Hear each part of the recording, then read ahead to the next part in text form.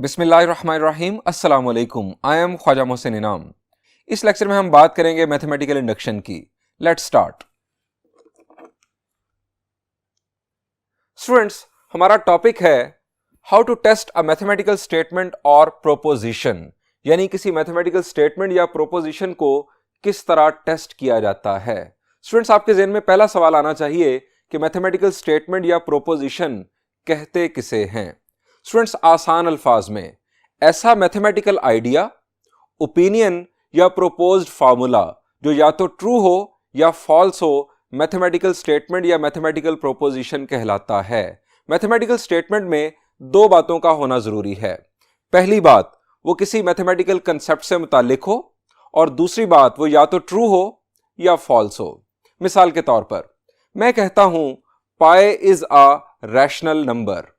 मैं कह रहा हूं पाई इज अ रैशनल नंबर। अब ये मैथमेटिक्स के कंसेप्ट से मुताल्लिक है, और आपके ख्याल से ये ट्रू है या फॉल्स है? शाबाश, पाई रैशनल नंबर नहीं होता। Pi is a rational number is a false statement. अब मैं आपको देता हूं काउंटर एग्जांपल। स्टूडेंट्स, मैं कहता हूं कि pi is a cute number या pi is a smart number. अब क्यूटनेस या स्मार्टनेस ये मैथमेटिकल कंसेप्ट नहीं है, ये मैथमेटिकल स्टेटमेंट कंसिडर नहीं होगी। अगर हम क्यूटनेस या स्मार्टनेस को मैथमेटिकल कंसेप्ट मान भी लें तो मेरे ख्याल से ये स्टेटमेंट ट्रू होगी अगर मुझे पाए अच्छा लगता है, और आपके ख्याल से ये फॉल्स होगी अगर आपको पाए बुरा लगता है। सो अगेन ये मैथमेटिकल स्टेटमेंट कंसिडर नहीं होगी। स्टूडेंट्स, हम इस लेक्चर में सीखने जा रहे हैं कि हम किसी मैथमेटिकल स्टेटमेंट या प्रोपोजिशन को उसके ट्रू या फॉल्स होने के लिए किस तरह टेस्ट करते हैं। मैं आपके सामने रखता हूं first example.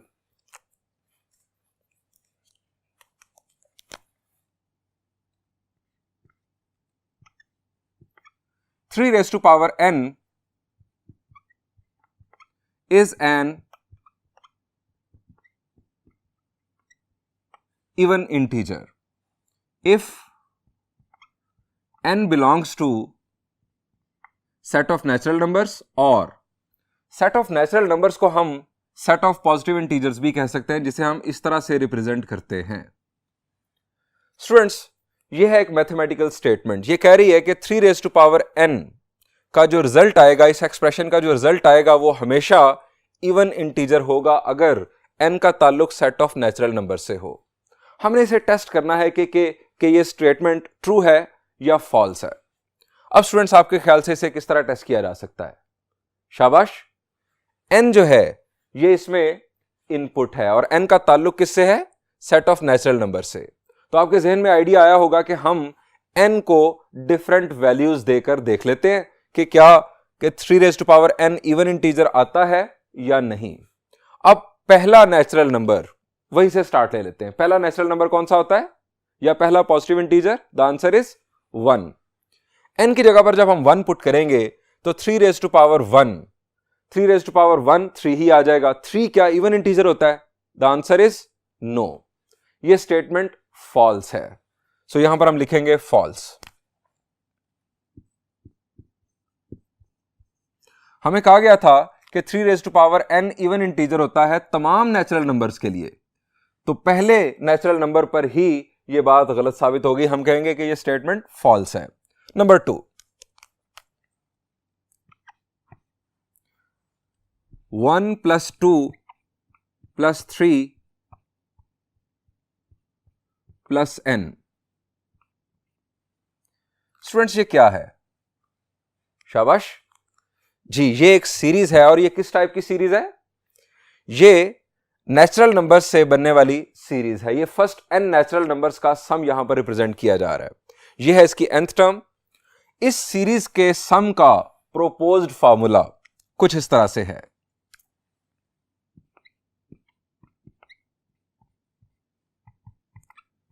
n belongs to set of natural numbers. अब मैंने कहा प्रोपोज्ड फार्मूला। इनफैक्ट ये कहा जा रहा है, आप इसे अगर स्टेटमेंट कहें तो ये स्टेटमेंट ये है कि फर्स्ट n नेचुरल नंबर्स का सम इसके इक्वल होगा। अगर हम लेफ्ट साइड से एक टर्म लें तो राइट साइड पर 1 पुट करने से 1 आना चाहिए। अगर हम लेफ्ट साइड से 2 टर्म्स लें तो 2 टर्म्स का सम बनता है 3, राइट साइड पर 2 पुट करने से 3 आना चाहिए, and so on so fourth. हम इसे भी टेस्ट करते हैं। n का ताल्लुक है सेट ऑफ नेचुरल नंबर से। हम n की वैल्यू 1 पुट करते हैं।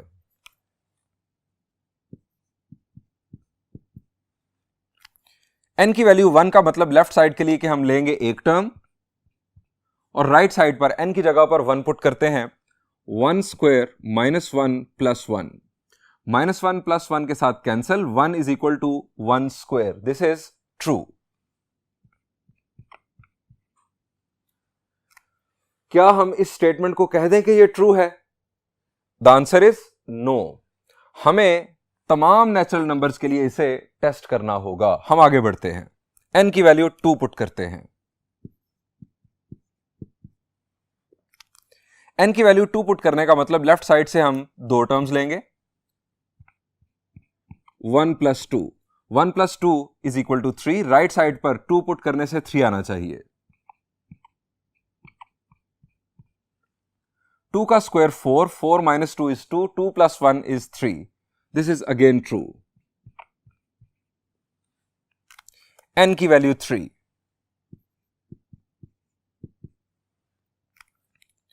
लेफ्ट साइड से 3 टर्म्स लेंगे। 1 plus 2 plus 3, 3 square minus 3 plus 1, 3 plus 2 is 5, 5 plus 1 is 6। 3 का square 9, 9 minus 3 is 6, 6 plus 1 7। Left side पर 6, राइट साइड पर 7। This is false. हमें कहा गया था कि तमाम नेचुरल नंबर्स के लिए ये जो प्रोपोज्ड फार्मूला है ये ट्रू होगा, लेकिन n की वैल्यू 3 के लिए ये गलत साबित हुआ। सो हम कहेंगे कि सेट ऑफ नेचुरल नंबर्स के लिए ये जो फार्मूला है ये गलत है, ये फार्मूला दुरुस्त नहीं है। This statement is false.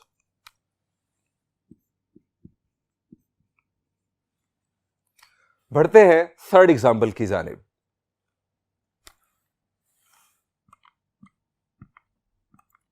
n square minus n plus 41 is a prime number if n belongs to set of natural numbers। Students, ये बहुत ही मशहूर मैथमेटिकल एक्सप्रेशन, इसके बारे में दावा किया गया कि इसका जो रिजल्ट है वो हमेशा प्राइम नंबर आएगा अगर इनपुट का ताल्लुक सेट ऑफ नेचुरल नंबर से हो। जिसने दावा किया उसने कहा इसे टेस्ट कर लें। लोगों ने इसे टेस्ट करना शुरू कर दिया। पहला नेचुरल नंबर 1 इसमें पुट किया गया। 1 स्क्वायर 1, 1 माइनस 1 0, आंसर आ गया 41। 41 एक प्राइम नंबर था। n की वैल्यू 2 पुट की गई, आंसर मिला 43। 43 भी एक प्राइम नंबर। n की वैल्यू 3 पुट की गई, आंसर मिला 47। 47 भी एक प्राइम नंबर। n की वैल्यू 4 पुट की गई, आंसर मिला 53। 53 भी एक प्राइम नंबर। चलते चले गए, n की वैल्यू 30 पुट की, तमाम प्राइम नंबर्स मिलते चले गए, 30 पर पहुंच गए। 30 पर आंसर मिला 911। अगेन चलते चले गए, 30 के बाद प्राइम नंबर्स मिलते चले गए, 40 पर चले गए, आंसर मिला 1601। स्टूडेंट्स, हमने इस स्टेटमेंट के 40 टेस्ट परफॉर्म कर लिए। हर दफा हमें यह स्टेटमेंट ट्रू नजर आई, यानी हमें जो रिजल्ट है वो प्राइम नंबर मिला। क्या हमें मान लेना चाहिए इतने टेस्ट परफॉर्म करने के बाद कि वाकई इस एक्सप्रेशन का आंसर हमेशा प्राइम नंबर होगा? शाबाश, आपके जहन में आ रहा है कि नहीं, हमें मजीद टेस्ट परफॉर्म करने चाहिए। लेकिन मैं आपसे सवाल करता हूं, हम आम जिंदगी में 2-4 टेस्ट परफॉर्म करें और हमें एक खास रिजल्ट मिल जाए तो हम मान लेते हैं। हम इतना ज्यादा तो सोचते नहीं। आपको 3-4 लोग कह दें कि फलां डॉक्टर बहुत अच्छा है, आप मान लेते हैं। 3-4 लोग कह दें कि फलां डॉक्टर बुरा है, आप उसके पास विजिट नहीं करते। आपसे अगर मैं पूछूं कि कौवा किस रंग का होता है, आप कहेंगे कि सर काले रंग का। किस बुनियाद पर आप ये कह रहे हैं? क्योंकि आपने आज तक कौवे को काले रंग में ही देखा है। लेकिन क्या इस बेस पर आप ये कह सकते हैं कि पूरी दुनिया के कौवे काले हैं? The answer is no. Students, ये जो तरीकेकार है ना सोचने का कि कुछ एग्जाम्पल्स की बेस पर आप अपनी राय कायम कर लें, आप अपना अकीदा बना लें, इसको हम मैथमेटिक्स में कहते हैं इंडक्शन। इस तरह से कंक्लूजन ड्रॉ करने को इंडक्शन कहा जाता है। स्टूडेंट्स, हमने 40 दफा टेस्ट कर लिया। अगर हम इंडक्शन की बेस पर चलें तो हमें मान लेना चाहिए कि ये जो एक्सप्रेशन है ये हमेशा हमें प्राइम नंबर ही जनरेट करके देगा। लेकिन स्टूडेंट्स, अगर हमें एक भी काउंटर एग्जांपल मिल गई, एक दफा भी अगर हमने कौवा सफेद रंग का देख लिया, तो हमें यह कहना होगा कि सारी दुनिया के कौवे काले नहीं होते। यहां पर अगर एक भी काउंटर एग्जांपल मिल गई तो हमें यह कहना होगा कि यह जो स्टेटमेंट है ये फॉल्स है। और यही हुआ। एन की वैल्यू जब 41 पुट की गई तो आंसर मिला -41 + 41 से कैंसिल, 41 का स्क्वायर 1681। अब 1681 चूंकि 41 का स्क्वायर है, 41 इसका डिवाइजर है, सो ये प्राइम नंबर नहीं है, ये कंपोजिट नंबर है। स्टूडेंट्स, ये स्टेटमेंट भी फॉल्स करार पाई। अब सवाल यह है कि हम किसी स्टेटमेंट को उसकी पूरी डोमेन के लिए, यहां पर हर दफा सेट ऑफ नेचुरल नंबर्स का जिक्र किया गया, हम तमाम नेचुरल नंबर्स के लिए किस तरह टेस्ट करेंगे वो स्टेटमेंट ट्रू है या फॉल्स है। हम जहां पर भी रुकेंगे हमें कोई ना कोई कहेगा कि यार इससे आगे जाकर देखो, हो सकता है कि ये बात गलत साबित हो जाए। हम जितने भी कौवे देखेंगे, जितने भी पाकिस्तान में देख लें, इंडिया में देख लें, सऊदी अरेबिया में देख लें, जितने भी कौवे देखें वो काले होंगे। अगर हम कहेंगे कि कौवे हमेशा काले होते हैं तो फिर कोई कहेगा नहीं, अभी तुमने फलां कंट्री के कौवे नहीं देखे, अभी तुमने फलां कंट्री के कौवे नहीं देखे। तो हम क्या करें? हम अगर राय कायम करना चाहते हैं, एक अकीदा डेवलप करना चाहते हैं, तो हम क्या करें? स्टूडेंट्स, इसका जवाब दिया एक मैथमेटिशियन ने, उसका नाम था फ्रांचेस्को मोरोलिको। आइए आपको उसकी तस्वीर दिखाता हूं। स्टूडेंट्स, ये हैं वो साहब फ्रांचेस्को मोरोलिको। स्टूडेंट्स, इन साहब ने principle of mathematical induction introduce करवाया। प्रिंसिपल ऑफ मैथमेटिकल इंडक्शन के जरिए हम किसी स्टेटमेंट को उसकी इनपुट में मौजूद तमाम वैल्यूज के लिए टेस्ट कर सकते हैं। स्टूडेंट्स, इंडक्शन वाले तौर पर क्या है? कुछ एग्जांपल्स की बेस पर कंक्लूजन ड्रॉ करना, जो कि गलत भी हो सकता है। लेकिन मैथमेटिकल इंडक्शन की बुनियाद पर हम किसी स्टेटमेंट को तमाम इनपुट्स के लिए टेस्ट कर सकते हैं। अब तमाम इनपुट्स के लिए आप कैसे टेस्ट कर सकते हैं, यह आपके जहन में फौरन सवाल आ चुका है। स्टूडेंट्स, मैं आपको बताता हूं इस प्रिंसिपल ऑफ मैथमेटिकल इंडक्शन की बेसिक फिलॉसफी। स्टूडेंट्स, ये आपके सामने डोमिनोज लाइनअप है, ये एक दूसरे के करीब करीब हैं। स्टूडेंट्स, मैं अगर आपसे पूछूं कि तमाम डोमिनोज को गिराना है सिर्फ एक डोमिनो को गिराकर, तो आप क्या करेंगे? आप किस डोमिनो को गिराएंगे? आपके जहन में फौरन जवाब आ चुका है। आप पहले डोमिनो को दूसरे पर गिरा देंगे, दूसरा तीसरे को गिराएगा, तीसरा चौथे को, और यह सिलसिला चलता चला जाएगा। ये जितने भी डोमिनोज होंगे, ये चाहे 1000 हो, चाहे 5000 हो, चाहे इनफाइनाइट इन नंबर्स हों, ये अगर सिलसिला गिरने का शुरू हो गया तो तमाम डोमिनोज गिर चुके होंगे। स्टूडेंट्स, ये हमने पहले डोमिनो को दूसरे पर गिरा दिया और ये तमाम डोमिनोज गिर गए। ये तमाम डोमिनोज गिरने की जो बेसिक फिलॉसफी है, इसे लिख लेते हैं, क्योंकि इसकी मदद से हम समझेंगे प्रिंसिपल ऑफ मैथमेटिकल इंडक्शन को। स्टूडेंट्स, इस फिलॉसफी का स्टेप 1 कुछ इस तरह से है। फर्स्ट डोमिनो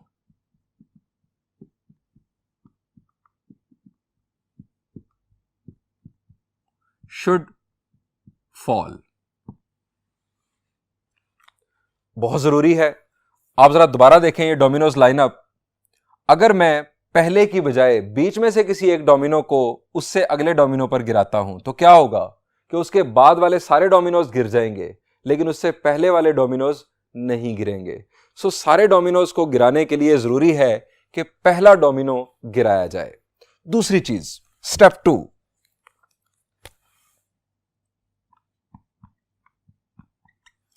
स्टूडेंट्स, स्टेप 2 यह होना चाहिए कि हर डोमिनो अपने से अगले डोमिनो को लाजमी गिराए, तभी यह सिलसिला जारी रहेगा। अगर यह कहीं पर भी रुक गया तो फिर उसके बाद वाले डोमिनोज नहीं गिरेंगे।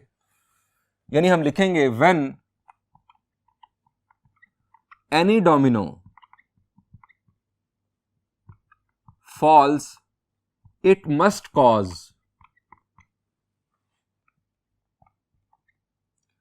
It's next domino to fall, कि जब भी कोई डोमिनो गिरे तो अपने से अगले डोमिनो को लाजमी गिराए। अगर ये होगा तो तमाम डोमिनोज गिर चुके होंगे। स्टूडेंट्स, तमाम डोमिनोज के गिरने के लिए ये दो बातें याद रखें। इन्हीं दो बातों की बेस पर हमारा बनता है प्रिंसिपल ऑफ मैथमेटिकल इंडक्शन। आइए अब वो देखते हैं।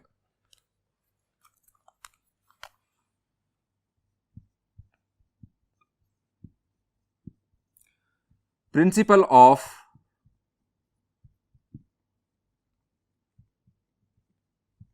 Mathematical induction. याद रखिएगा कि इंडक्शन की बेस पर कंक्लूजन ड्रॉ करना गलत हो सकता है, लेकिन हम यहां पर इंट्रोड्यूस करवा रहे हैं मैथमेटिकल इंडक्शन का process. Let n be a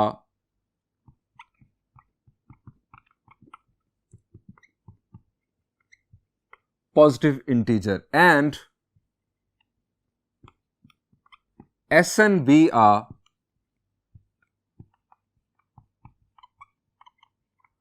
mathematical statement.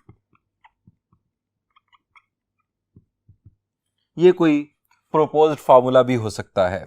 Students, n एक पॉजिटिव इंटीजर है और Sn से हम डिनोट कर रहे हैं किसी मैथमेटिकल स्टेटमेंट को जिसकी जो n है, सेट ऑफ पॉजिटिव इंटीजर से इसका ताल्लुक है, n उस स्टेटमेंट की इनपुट है। नंबर 1,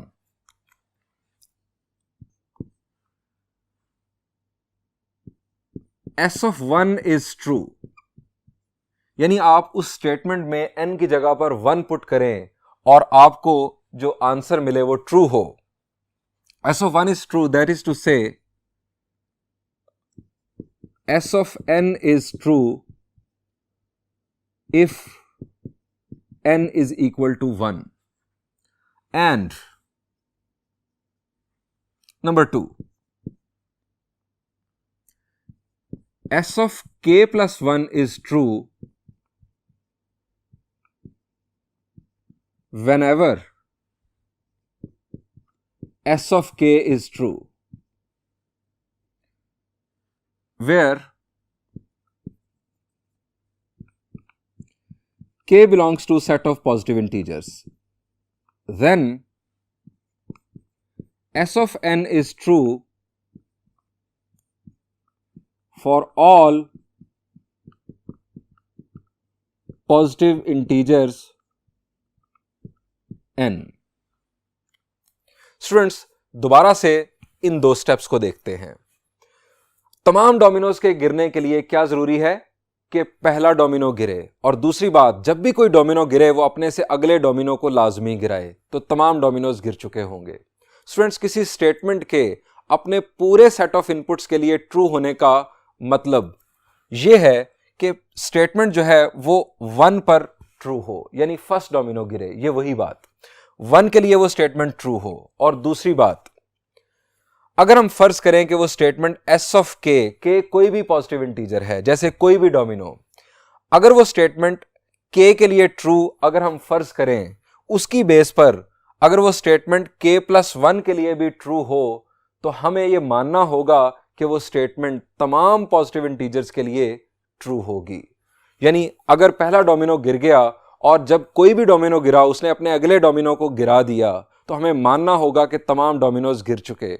इसी तरह यहां पर भी हमें मानना होगा कि जब स्टेटमेंट 1 के लिए ट्रू हो गई, जब स्टेटमेंट k के लिए ट्रू सपोज की और उसकी बेस पर k plus 1 के लिए भी ट्रू हो गई, तो हमें यह यकीन कर लेना चाहिए कि वो स्टेटमेंट तमाम पॉजिटिव इंटीजर्स के लिए ट्रू होगी। स्टूडेंट्स, अभी हम एग्जाम्पल के जरिए देखेंगे कि ये प्रिंसिपल किस तरह से काम करता है, और हम एक काउंटर एग्जाम्पल भी देखेंगे कि कब ये प्रिंसिपल जो है हमें बता देता है कि भाई ये स्टेटमेंट जो है ये तमाम इंटीजर्स के लिए ट्रू नहीं है। स्टूडेंट्स, एक सवाल आपके जहन में लाजमी आना चाहिए कि क्या कोई भी स्टेटमेंट हमेशा सेट ऑफ पॉजिटिव इंटीजर्स के लिए ही होगी या कोई सेट ऑफ इनपुट चेंज भी हो सकता है? द आंसर इज कि सेट ऑफ इनपुट्स चेंज भी किया जा सकता है। स्टूडेंट्स, अगर जो सेट ऑफ इनपुट्स है वो पॉजिटिव इंटीजर्स के अलावा कोई और हो, पॉजिटिव इंटीजर्स के अलावा कोई और हो, तो हम उसे कहते हैं principle of extended mathematical induction. आइए उसकी स्टेटमेंट आपके साथ शेयर करता हूं।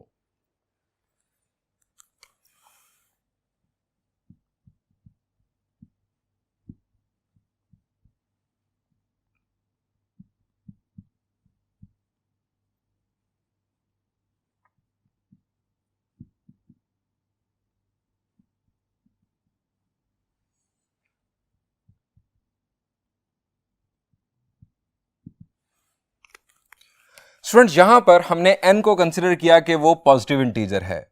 अब हम कंसीडर करेंगे एक और इंटीजर, हम उसे कह रहे हैं i, और वो कोई भी इंटीजर हो सकता है। Let i be any integer and s of n be a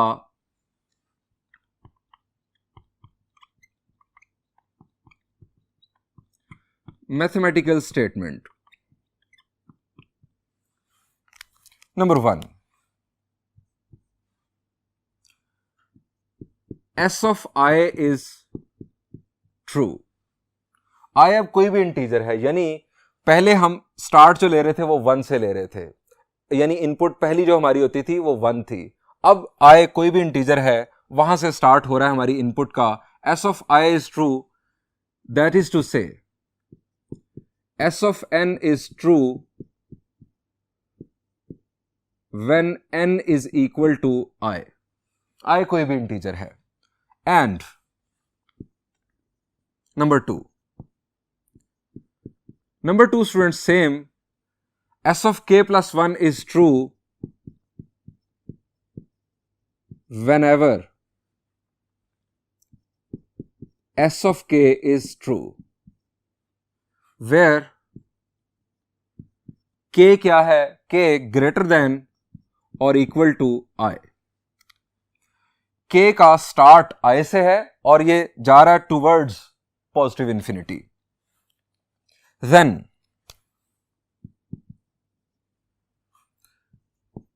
s of n is true